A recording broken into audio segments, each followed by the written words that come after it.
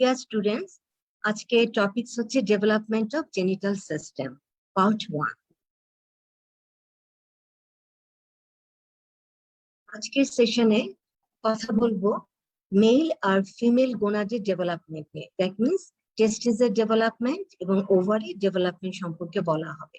সেই সাথে টেস্টিসের কিছু ইম্পর্টেন্ট কনজেনিটাল অ্যানোমালিজ এর কথাও বলা হবে।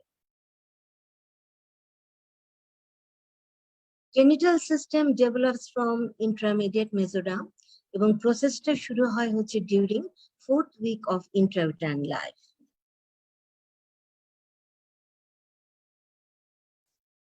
Gonadal development, that means testis বা ওভারি ডেভেলপমেন্ট প্রসেসটা জানার সময় একটা খুব ইম্পর্টেন্ট জিনিস মাথায় রাখতে হবে, সেটা হচ্ছে এই ডেভেলপিং গোনাডটা এটা কি ফিউচার টেস্টিস নাকি এটা ফিউচার ওভারি, সেটা 7 উইকস পর্যন্ত, 7 উইকস এর আগে পর্যন্ত, দ্যাট মিনস 6 উইক পর্যন্ত কিন্তু এটা বোঝা যায় না। তাহলে 6 উইকস পর্যন্ত কি হচ্ছে দেখা যাক। At first, genital ridge will appear. Genital ridge ব্যাপারটা কি? They are formed by proliferation of the epithelium and condensation of the underlying mesenchyme. আমার কার্সারটা যেখানে আছে এই জায়গাটুকু হচ্ছে গিয়ে coelomic cavity.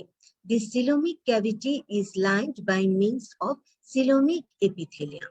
এই coelomic epithelium এর proliferation হয় এবং এখন কার্সারটা যেখানে, এটা হচ্ছে গিয়ে আন্ডারলাইং মেসেনকাইম। এই আন্ডারলাইং মেসেনকাইমের কনডেনসেশন এন্ড coelomic epithelium এর proliferation থেকে তৈরি হয় what is known as genital ridge. 5th week of intrauterine life এ এই জেনিটাল রিজের কাছে প্রিমোডিয়াল জার্ম সেল চলে আসবে। এখন জেনিটাল রিজের কাছে যখন প্রিমোডিয়াল জার্ম সেল আসে, প্রিমোডিয়াল জার্ম সেলটা এখানে আসার আগে কোথায় ছিল এবং কোথায় প্রিমোডিয়াল জার্ম সেল তৈরি হয়েছিল? প্রিমোডিয়াল জার্ম সেল তৈরি হয় হচ্ছে গিয়ে এপিব্লাস্ট লেয়ারে, এবং এই এপিব্লাস্ট জার্ম লেয়ার থেকে সেটা প্রিমিটিভ স্ট্রিকের মাধ্যমে আলটিমেটলি সে চলে আসে in the wall of the yolk sac. Wall of the yolk sac এ যে এন্ডোডার্ম সেল থাকে, এই এন্ডোডার্ম সেলের মাঝে মাঝে প্রিমোডিয়াল জার্ম সেল এখানে রিসাইড করে। পরবর্তীতে এখান থেকে প্রিমোডিয়াল জার্ম সেল হাইন্ড গাটের সাথে অ্যাটাচ যে ডর্সাল মেজেন্টারি, তার মাধ্যমে ডেভেলপিং গোনাড অর্থাৎ জেনিটাল রিজে তারা চলে আসে।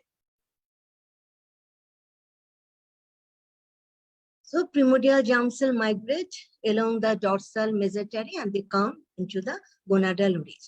তারা যে endoderm of the yolk sac থেকে এখানে চলে আসে, এই মুভমেন্টটাকে বলা হয় amoeboid movement. By this time, shortly before or during the arrival of primordial germ cell, এখানে যে রিজটা তৈরি হয়েছিল জেনিটাল রিজ, সেই রিজের এপিথেলিয়াল সেলের প্রলিফারেশন হয়। প্রলিফারেশন হয়ে হয়ে কতগুলা কর্ড লাইক স্ট্রাকচার তৈরি হয়। এই কর্ড লাইক স্ট্রাকচার গুলার নাম হচ্ছে কি প্রিমিটিভ সেক্স কর্ড।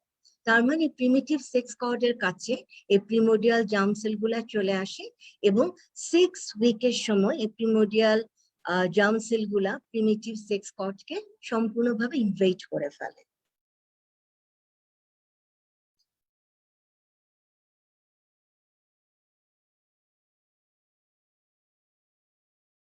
এই স্টেজ পর্যন্ত এই ডেভেলপিং গোনাডটা দেখে বোঝা যাবে না এটা কি ফিউচার টেস্টিস নাকি এটা ফিউচার ওভারি। এই স্টেজে এই ডেভেলপিং গোনাডকে বলা হয় ইনডিফারেন্ট গোনাড। তাহলে ইনডিফারেন্ট গোনাডে কি পাওয়া যাচ্ছে? প্রিমিটিভ সেক্স কর্ড পাওয়া যাচ্ছে। এই প্রিমিটিভ সেক্স কর্ডটা কিভাবে তৈরি হলো? এই জেনিটাল রিজের যে এপিথেলিয়াম, দ্যাট মিনস যে সিলোমিক এপিথেলিয়াম যে জেনিটাল রিজটা তৈরি হয়েছিল, সেটা প্রলিফারেশন হয়। প্রলিফারেশনে আন্ডারলাইন মেসেনকাইমকে পেনিট্রেট করে কতগুলা কর্ড লাইক স্ট্রাকচার তৈরি হয়, তাদেরকে বলা হয় প্রিমিটিভ সেক্স কর্ড। এবং ছবিতে দেখা যাচ্ছে এই প্রিমিটিভ সেক্স কর্ডও ডেভেলপ করছে। By this time primordial germ সেলও এই প্রিমিটিভ সেক্স কর্ড গুলাকে ইনভেট করছে। 6 উইক পর্যন্ত এই স্টেজটাকে বলা হচ্ছে ইনডিফারেন্ট গোনাড। এরপরে দ্যাট মিনস 7 উইক অনওয়ার্ডস তখন এই ইনডিফারেন্ট গোনাড ডেফিনিটিভ গোনাড তৈরি হওয়ার দিকে প্রসিড করে। তাহলে আমরা কি জানলাম? আমরা জানলাম যে সিলোমিক এপিথেলিয়াম প্রলিফারেশন করবে and with the condensation of an underlying mesenchyme এখানে জেনিটাল রিজ তৈরি হবে। এই জেনিটাল রিজের সেল আরো প্রলিফারেশন করে করে কিছু প্রিমিটিভ সেক্স কর্ড তৈরি হবে এবং 5th week onwards primordial germ cell এই জেনিটাল রিজের যে প্রিমিটিভ সেক্স কর্ড তাদেরকে ইনভেট করে ফেলবে। এখানে ছবিতে দেখানো হচ্ছে primordial germ cell by means of amoeboid movement তারা প্রিমিটিভ সেক্স কর্ডের কাছে চলে আসছে।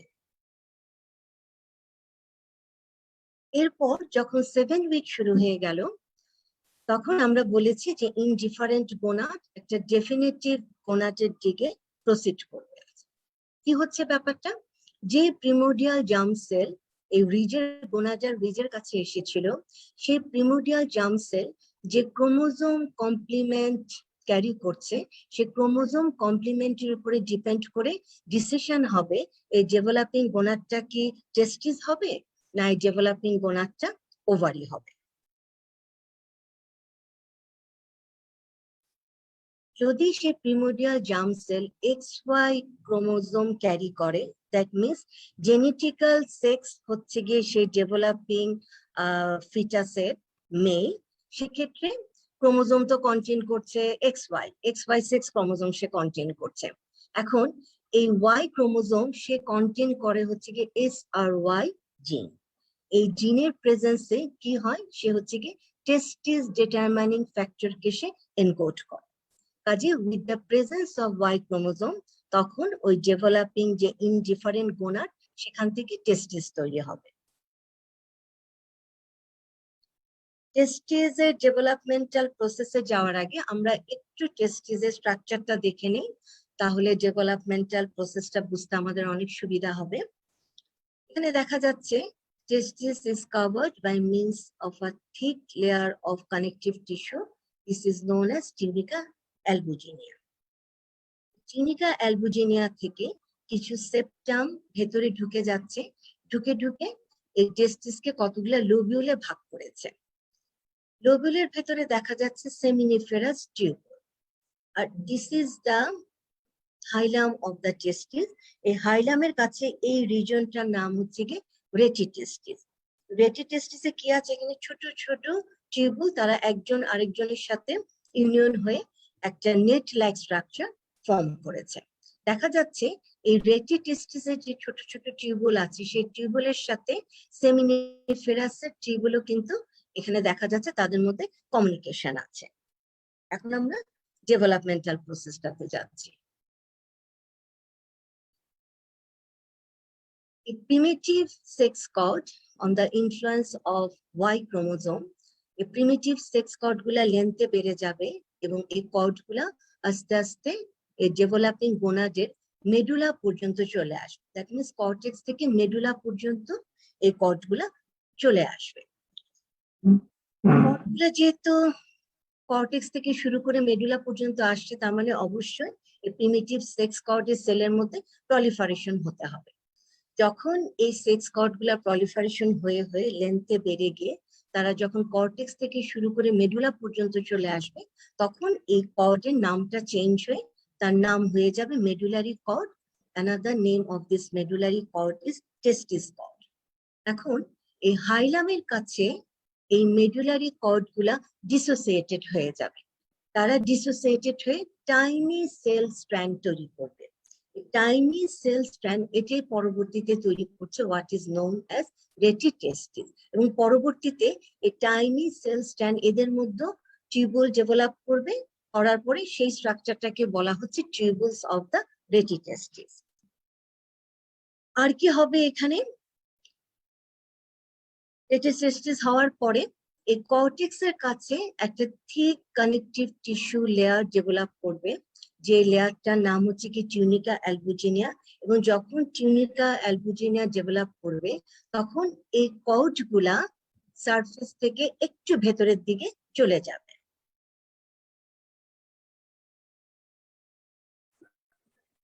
Ultimately, during 16th week of developmental period, এই কর্ড গুলা হর্সশু শেপ একটা স্ট্রাকচার ধারণ করে।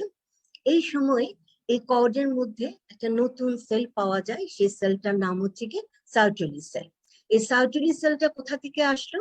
এই কর্ডটা যে সিলোমিক এপিথেলিয়াম থেকে তৈরি হলো, সেই সিলোমিক এপিথেলিয়ামের সেল থেকে তৈরি হয় হচ্ছে গিয়ে এই সার্টরি সেল।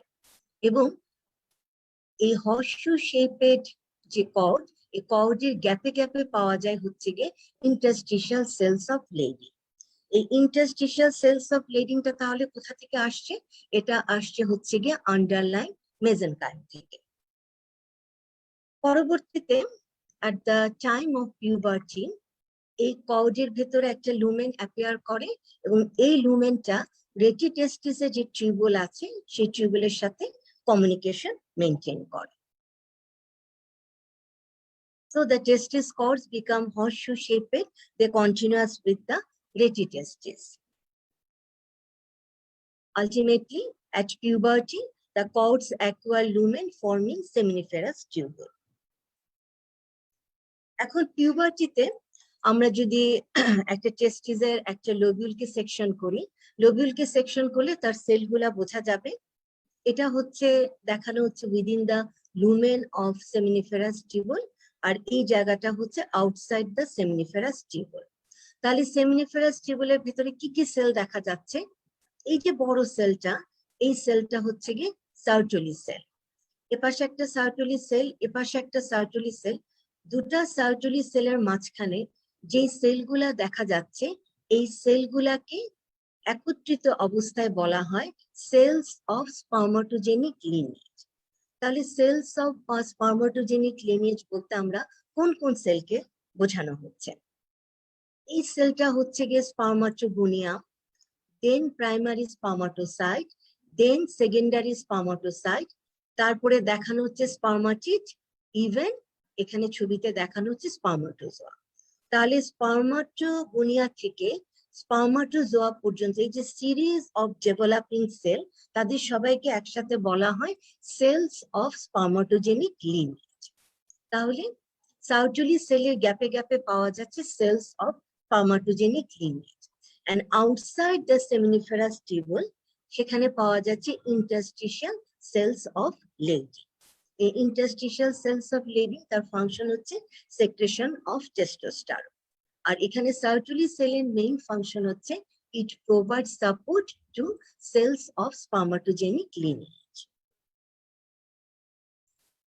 এখন যদি আমরা ডেভেলপমেন্টাল সোর্স, এটা যদি আবার আমরা একটু সামারাইজ করি, তাহলে সেলস অফ স্পার্মাটোজেনিক লিনিয়েজ সে কোথা থেকে আসছে? সে আসছে হচ্ছে গিয়ে from the primitive germ cells. Sertoli cell কোথা থেকে আসছে? From the surface epithelium, that means coelomic epithelium. Interstitial cells of Leydig সে কোথা থেকে আসবে? Mesenchyme of the gonadal ridge. So this is all about the developmental process of testis. এখন আমরা describe করব the developmental process of ovary. কিন্তু মাথায় রাখতে হবে টেস্টিসের developmental processটা কোথায় এর সাথে সিমিলারিটি আছে এবং কোথায় এই প্রসেসটার মধ্যে পার্থক্যটা কোথায়। আমরা প্রথমেই বলেছি প্রিমোডিয়াল জার্ম সেল যে ক্রোমোজোম কমপ্লিমেন্ট নিয়ে আসবে, দ্যাট মিনস এই প্রিমোডিয়াল জার্ম সেল কি XX ক্রোমোজোম কন্টেন্ট করছে নাকি XY ক্রোমোজোম কন্টেন্ট করছে, তার উপর ডিপেন্ড করে ইনডিফিনিটিভ গোনাড ডেফিনিটিভ স্টেজের দিকে যায়। তাহলে যদি প্রিমোডিয়াল জার্ম সেলে Y ক্রোমোজোম না থাকে, that means primordial germ sell যদি XX ক্রোমোজোম ক্যারি করে, so in that case, in absence of Y chromosome, development of ovary occurs. একইভাবে ওভারি ডেভেলপমেন্টাল প্রসেসে যাওয়ার আগে আমরা একটু স্ট্রাকচারটা দেখে নেই। This figure showing the cross section of structure of ovary. এই জায়গাটুকু হচ্ছে গিয়ে মেডুলা অফ দ্য ওভারি। মেডুলাতে কি থাকে? এখানে আর্টারি থাকবে, ভেইন থাকবে, নার্ভ থাকবে। মেডুলার চারিপাশে যে এরিয়া, এটা হচ্ছে গিয়ে cortex of the ovary. Cortex এর কন্টেন্ট কি? ছবি দেখে বোঝা যাচ্ছে এখানে follicles of different stage. Ovarian follicles of different stageর ovarian follicle তারা থাকে হচ্ছে গিয়ে এই কর্টেক্স। যেমন এখানে দেখা যাচ্ছে প্রিমোডিয়াল ফলিকল, তারপরে দেখা যাচ্ছে প্রাইমারি ফলিকল, তারপরে দেখা যাবে সেকেন্ডারি ফলিকল এবং একটা টারশিয়ারি ফলিকল এখানে দেখা যাচ্ছে। এখন আমরা ডেভেলপমেন্টাল প্রসেসে চলে আসি। এখানেও যে প্রিমিটিভ সেক্স কর্ড তার প্রলিফারেশন হয়ে হয়ে তারা মেডুলার কাছে চলে আসবে। যখন তারা মেডুলার কাছে চলে আসবে তখন এই প্রিমিটিভ সেক্স কর্ড গুলা ভেঙে ভেঙে কিছু সেল ক্লাস্টার তৈরি করবে। মেডুলার কাছে যখন তারা সেল ক্লাস্টার তৈরি করবে, আলটিমেটলি এই সেল ক্লাস্টার গুলা সব ডিসঅ্যাপিয়ার হয়ে যাবে। They will be replaced by means of a vascular stroma. তাহলে কি হচ্ছে? This primitive sex cord dissociate into irregular sex clusters. These clusters will occupy the medullary part. Ultimately, they are replaced by means of a vascular stroma. এবং এই জায়গাটাই হচ্ছে গিয়ে future ovary মেডুলাটা তৈরি হয়ে যাচ্ছে। এই পর্যায়ের পরে সেকেন্ড জেনারেশন কর্ড অ্যাপিয়ার করবে। এই সেকেন্ড জেনারেশন কর্ড কোথা থেকে আসবে? এখানে যে সারফেস এপিথেলিয়াম আছে, দ্যাট মিনস যে সিলোমিক এপিথেলিয়াম আছে, এই সিলোমিক এপিথেলিয়ামের এপিথেলিয়াল সেল প্রলিফারেশন হয়ে হয়ে আবার সেকেন্ড জেনারেশন কর্ড তৈরি হবে। এই কর্ডগুলা মেডুলা পর্যন্ত আসবে না, এই কর্ডগুলা থাকবে হচ্ছে গিয়ে শুধুমাত্র কর্টিক্যাল রিজনে। That's why the second generation cords আর কর্টিক্যাল কর্ড। কিন্তু টেস্টিসের ডেভেলপমেন্টাল প্রসেসের সময় আমরা দেখেছি সেখানে কিন্তু কোনো সেকেন্ড জেনারেশন কর্টিক্যাল কর্ড কিন্তু তৈরি হয়নি, যেটা আমরা ওভারি ডেভেলপমেন্ট প্রসেস জানতে গিয়ে আমরা জানলাম যে এখানে সেকেন্ড জেনারেশন কর্টিক্যাল কর্ড তৈরি হচ্ছে। আলটিমেটলি কি হবে? এই সেকেন্ড জেনারেশন কর্টিক্যাল কর্ড তারাও ডিসোসিয়েটেড হয়ে যাবে এবং তারা এখানে ছোট ছোট কর্টেক্সে ছোট ছোট সেল ক্লাস্টার তৈরি হবে। So the cord splits into isolated cell cluster. একটা সেল ক্লাস্টার যদি আমরা চিন্তা করি, তার ভেতরে থাকবে হচ্ছে গিয়ে উগুনিয়াম আর সারাউন্ডেড থাকবে by means of follicular cell. So each cell cluster contain ugunia surrounded by follicular cell. উগুনিয়া কোথা থেকে আসলো? বোঝাই যাচ্ছে প্রিমোডিয়াল জার্ম সেল থেকে। আর ফলিকুলার সেলটা কোথা থেকে আসবে? ওই যে এখানকার যে সেকেন্ড জেনারেশন যে কর্টিক্যাল কর্ড, যেটা কিনা সিলোমিক এপিথেলিয়াম দিয়ে তৈরি হয়েছিল, সে সিলোমিক এপিথেলিয়াল সেল থেকে ফলিকুলার সেল তৈরি হচ্ছে। সো এখন যদি আমরা ওভারি সেলের ডেভেলপমেন্টাল সোর্সটার কথা আবার সামারাইজ করি, তাহলে উগুনিয়ামটা কোথা থেকে আসছে? উগুনিয়াম আসছে হচ্ছে গিয়ে from the primitive germ cell. আর ফলিকুলার সেল কোথা থেকে আসবে? সে আসছে হচ্ছে from the surface epithelium, that means from the coelomic epithelium. এই oogonium surrounded by follicular cell তারা কি তৈরি করছে? This collected form is known as a primordial follicle. তাহলে বলা যাচ্ছে যে গোনাড ডেভেলপ করে তিনটা সোর্স থেকে। একটা হচ্ছে সিলোমিক এপিথেলিয়াম, একটা হচ্ছে আন্ডারলাইং মেজেনকাইম, আর হচ্ছে গিয়ে প্রিমোডিয়াল জার্ম সেল। তাহলে ব্যাপারটা কি হচ্ছে? একটা ইনডিফারেন্ট গোনাড তৈরি হলো, তারপরে এখানে যে জার্ম সেল আসবে তারা আইদার XY ক্রোমোজোম কন্টেন করতে পারে অথবা তারা XX ক্রোমোজোম কন্টেন করতে পারে।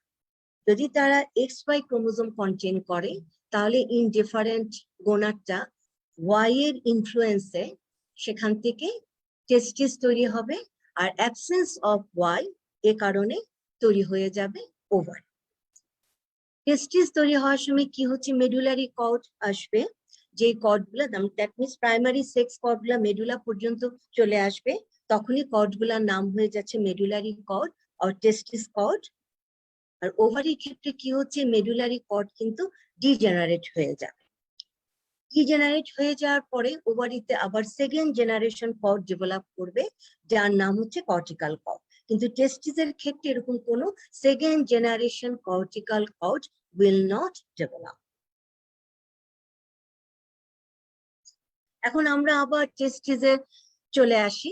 আচ্ছা, টেস্টিস যখন তৈরি হয় সে কিন্তু তৈরি হয় হচ্ছে গিয়ে লাম্বার রিজনে। যেটা তোমাদের জানা আছে, ultimately testis descend down to the scrotum by means of the inguinal canal. এই ইনগুইনাল ক্যানাল পাথওয়ে দিয়ে লাম্বার রিজন থেকে টেস্টিসটা স্ক্রটামে চলে আসে। এই প্রসেসটাকে কি বলা হয়? ডিসেন্ট অফ টেস্টিস। এই ডিসেন্ট অফ টেস্টিসের জন্য কিছু ফ্যাক্টর রেসপন্সিবল। একটা ফ্যাক্টর হচ্ছে গুবার্নিকুলাম টেস্টিস, তার সাথে আরো কিছু অ্যাসোসিয়েটেড ফ্যাক্টর আছে। একটা হচ্ছে প্রসেসাস ভ্যাজাইনালিস। গুবার্নিকুলাম টেস্টিসটা কি? এটা হচ্ছে একটা ব্যান্ড অফ মেজেনকাইমাল টিস্যু। তার এক্সটেনশন হচ্ছে from the lower pole of testis to the floor of scrotum. এখন টেস্টিস যখন ইনগুইনাল ক্যানাল দিয়ে নিচে আসতে থাকে তখন এই গুবার্নিকুলামটা কন্ট্রাকশন করে টেস্টিসটাকে খুব ইজিলি এই স্ক্রটাল স্যাকের কাছে নিয়ে আসে। এই প্রসেসটা যখন হতে থাকে তখন পেরিটোনিয়ামের একটা পার্ট ইভ্যাজিনেটেড হয়ে ফর্ম করে হচ্ছে গিয়ে একটা স্ট্রাকচার। এই স্ট্রাকচারটার নাম হচ্ছে গিয়ে প্রসেসাস ভ্যাজাইনালিস। এই প্রসেসাস ভ্যাজাইনালিসও টেস্টিসের সাথে সাথে স্ক্রটামের কাছে চলে আসে। এখানে যখন সে চলে আসে আলটিমেটলি পেরিটোনিয়াল ক্যাভিটির সাথে এই প্রসেসাস ভ্যাজাইনালিসের কমিউনিকেশনটা লস্ট হয়ে যায়। কমিউনিকেশনটা যখন অফ হয়ে যায় তখন এই যে পোর্শনটুকু, আমার কার্সারটা একটু ফলো করতে চেষ্টা করো, এই পোর্শনটুকু অবলিটারেটেড হয়ে যায়। যেই পার্টটুকু রয়ে যায় সেটা ফর্ম করে হচ্ছে কি টিউনিকা ভ্যাজাইনালিস। এবং ডিসেন্টের জন্য এখানকার মেল হরমোনও কিন্তু একটা ইম্পর্টেন্ট রোল প্লে করে। এই ছবিটাতে দেখো, এই পাশে দেখা যাচ্ছে টেস্টিস ইনগুইনাল ক্যানালের ভেতর দিয়ে এসে সে স্ক্রটামে চলে এসেছে, কিন্তু এই সাইডে টেস্টিসটা সে কিন্তু ডিসেন্ড ডাউন করতে পারেনি উইদিন দ্য স্ক্রটাম। সে এই ইনগুইনাল ক্যানালের মধ্যে সে অ্যারেস্ট হয়ে আছে। এটা একটা কনজেনিটাল অ্যানোমেলিস। এই কন্ডিশনটার নাম হচ্ছে কি আনডিসেন্ডেড টেস্টিস। দ্যাট মিনস টেস্টিসটা ডিসেন্ড করতে পারেনি। তাহলে আনডিসেন্ডেড টেস্টিস অফ ক্রিপ্টোরকিডিজম এটা কাকে বলা হয়? It is a clinical condition in which one or both testes may fail to descend into the scrotum. স্ক্রটামে সে আসতে পারছে না, সে অ্যারেস্টেড হয়ে যাচ্ছে। কোথায় অ্যারেস্টেড হচ্ছে? তার যে নর্মাল পাথওয়ের কোনো একটা জায়গাতে সে অ্যারেস্টেড হয়ে গেল। সে স্ক্রটাম, দ্যাট মিনস তার ফাইনাল পজিশন পর্যন্ত সে আসতে পারলো না। এই কন্ডিশনটাকে বলা হয় আনডিসেন্ডেড টেস্টিস। কোথায় সে অ্যারেস্টেড হতে পারে? অ্যাবডোমেনে সে রয়ে যেতে পারে, দ্যাট মিনস ইনগুইনাল ক্যানালে সে ঢুকতে পারলো না। ইনগুইনাল ক্যানালের ভেতরে সে অ্যারেস্টেড হয়ে যেতে পারে। এখানে দেখা যাচ্ছে সুপারফিশিয়াল ইনগুইনাল রিং দিয়ে সে বের হয়েছে, কিন্তু আর সে ডিসেন্ড ডাউন করতে পারছে না। হ্যাঁ, abdominal variety, inguinal variety and high scrotal variety, they are the commonest form of undescended testis. এটা হলে কি সমস্যা হবে? সমস্যা হবে হচ্ছে কি failure of production of mature spermatozoa. তার মানে এই যে লাম্বার রিজিয়নে টেস্টিসটা তৈরি হলো, তারপর টেস্টিস কেন স্ক্রটামে চলে আসে কারণ অ্যাবডোমিনাল ক্যাভিটিতে যেই টেম্পারেচার থাকে, that temperature is not suitable for spermatogenesis process. Spermatogenesis process হওয়ার জন্য টেম্পারেচারটা অ্যাবডোমিনাল ক্যাভিটির চাইতে কম হওয়া প্রয়োজন। এই কম টেম্পারেচারটাতে যাতে সে ভালোভাবে স্পার্মাটোজেনেসিস প্রসেসটা করতে পারে, সেজন্য কিন্তু টেস্টিস স্ক্রটাল ক্যাভিটিতে চলে আসে। এই স্ক্রটাল ক্যাভিটিতে অ্যাবডোমিনাল ক্যাভিটির চাইতে টেম্পারেচার এখানে কিছুটা কম। এখানে দেখো, এখানে আনডিসেন্ডেড টেস্টিস দেখানো হচ্ছে। দ্যাট মিনস নর্মাল পাথওয়ে কোনো জায়গাতে টেস্টিসটা অ্যারেস্টেড হয়ে আছে, কিন্তু এই সাইডের ছবিটা যদি আমরা খেয়াল করি, এখানেও টেস্টিস স্ক্রটাল স্যাক, দ্যাট মিনস তার ফাইনাল পজিশনে সে যেতে পারেনি, কিন্তু সে যেই জায়গাগুলাতে অ্যারেস্টেড হয়ে আছে এই জায়গাগুলা কিন্তু তার নর্মাল পাথওয়ের কোনো জায়গা না, এই জায়গাগুলা কিন্তু অন্য জায়গা। এই কন্ডিশনটাকে বলা হয় ectopic testis। তাহলে ectopic testis ব্যাপারটা কি? It is a clinical condition in which testis is present elsewhere away from the expected path of descent। Expected path of descent ছাড়া অন্য জায়গাতে যদি টেস্টিসটা অ্যারেস্টেড হয়ে থাকে, যদি স্ক্রটাল স্যাক দ্যাট মিনস তার ফাইনাল ডেস্টিনেশন সাইটে যদি তাকে দেখা না যায়, এই ক্লিনিক্যাল কন্ডিশনটাকে বলা হয় হচ্ছে কি ectopic testis। এখন যদি আমরা আজকের ক্লাসে এই গোনাডের ডেভেলপমেন্ট প্রসেসটা যদি একটু সামারাইজ করি, ব্যাপারটা কি হচ্ছে, 6 উইক পর্যন্ত ডেভেলপিং গোনাডটা দেখে বোঝা যাবে না এটা কি ফিউচার টেস্টিস নাকি এটা ফিউচার ওভারি। এই স্টেজ পর্যন্ত এই স্ট্রাকচারটাকে বলা হচ্ছে কি ইনডিফারেন্ট গোনাড। তার মানে 6 উইক পর্যন্ত ডেভেলপিং গোনাডের নাম হচ্ছে গিয়ে ইনডিফারেন্ট গোনাড। 7 উইক অনওয়ার্ড এই ইনডিফারেন্ট গোনাড ডেফিনেটিভ স্টেজের দিকে যাবে। যে প্রিমোডিয়াল জার্ম সেল ইনডিফারেন্ট গোনাডের কাছে আসছে, সেই প্রিমোডিয়াল জার্ম সেল যদি XY ক্রোমোজোম কন্টেন করে, তাহলে এই Y ক্রোমোজোমের প্রেজেন্সের জন্য ইনডিফারেন্ট গোনাড থেকে টেস্টিস তৈরি হবে। তখন কি হবে, প্রিমিটিভ সেক্স কর্ড প্রলিফারেশন হবে। প্রলিফারেশন হয়ে হয়ে প্রিমিটিভ সেক্স কর্ড কর্টেক্স থেকে সে মেডুলা পর্যন্ত সে চলে যায়। আলটিমেটলি এখানে যে হাইলাম, ডেভেলপিং গোনাডের যে হাইলামের কাছে এই কর্ডগুলা একটু ভেঙে যাবে, ভেঙে ভেঙে কিছু টাইনি সেল স্ট্র্যান্ড তৈরি করবে হাইলামের কাছে। এই টাইনি সেল স্ট্র্যান্ড গুলা থেকে তৈরি হবে হচ্ছে গিয়ে মেটাটেস্টিস। Ultimately during 16 week of intrauterine period এই কর্ড গুলা হর্সশু শেপ লাইক স্ট্রাকচার তৈরি করে এবং তখন এখানে সার্টুলি সেলটা তৈরি হয়। এই সার্টুলি সেলটা কোথা থেকে আসছে?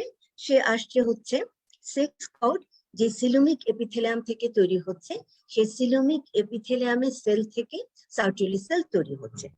আর এই হর্সশু শেপের কর্ডের গ্যাপে গ্যাপে পাওয়া যাবে হচ্ছে কি ইন্টারস্টিশিয়াল সেলস অফ লেডিং। এই ইন্টারস্টিশিয়াল সেলস অফ লেডিং এর সোর্স কি? সে আসছে হচ্ছে কি ফ্রম দ্য আন্ডারলাইন মেসেনকাইম। আমরা এখন এপাশের ছবিটাতে দেখি in absence of Y chromosome এখানে কি হচ্ছে, এই প্রিমিটিভ সেক্স কর্ড গুলা তারা মেডুলার কাছে যাবে, মেডুলার কাছে গিয়ে তারা ডিসোসিয়েটেড হয়ে কতগুলা সেল ক্লাস্টার তৈরি করবে, কিন্তু এই সেল ক্লাস্টার গুলা ডিসঅ্যাপিয়ার হয়ে যাবে and they will be replaced by means of vascular stroma এবং সেই জায়গাটাতেই তৈরি হবে হচ্ছে গিয়ে ফিউচার ওভারি মেডুলা। এরপরের স্টেজে কি হচ্ছে, during the third month of intrauterine life, তখন এই surface epithelium that means coelomic epithelium থেকে সিলোমিক এপিথেলিয়ামের সেলের প্রলিফারেশন হয়ে আবার সেকেন্ড জেনারেশন কর্ড তৈরি হবে। কিন্তু সেকেন্ড জেনারেশন কর্ড গুলা তারা মেডুলা পর্যন্ত যাবে না, তারা কর্টেক্সে রয়ে যাবে। এই জন্য সেকেন্ড জেনারেশন কর্ডের আরেকটা নাম হচ্ছে কি কর্টিক্যাল কর্ড। এই কর্টিক্যাল কর্ড গুলা আলটিমেটলি তারা ডিসোসিয়েটেড হয়ে যাবে, ডিসোসিয়েটেড হয়ে কিছু সেল ক্লাস্টার তৈরি করবে। একটা সেল ক্লাস্টার যদি আমরা চিন্তা করি, তাহলে ভেতরে পাওয়া যাবে হচ্ছে কি উগোনিয়াম, সারাউন্ডেড থাকবে by means of follicular cell. এই ফলিকুলার সেলের প্রলিফারেশন হতে থাকবে। এই ফলিকুলার সেলের তাহলে সোর্সটা কি? এর সোর্সটা হচ্ছে কি সিলোমিক এপিথেলিয়াম। উগোনিয়াম কোথা থেকে আসলো? From the primordial germ sell. So this is all about the developmental process of male and female gonad. তাহলে আজকের ক্লাস এখানেই শেষ করে দিচ্ছি। খোদা হাফেজ সবাইকে।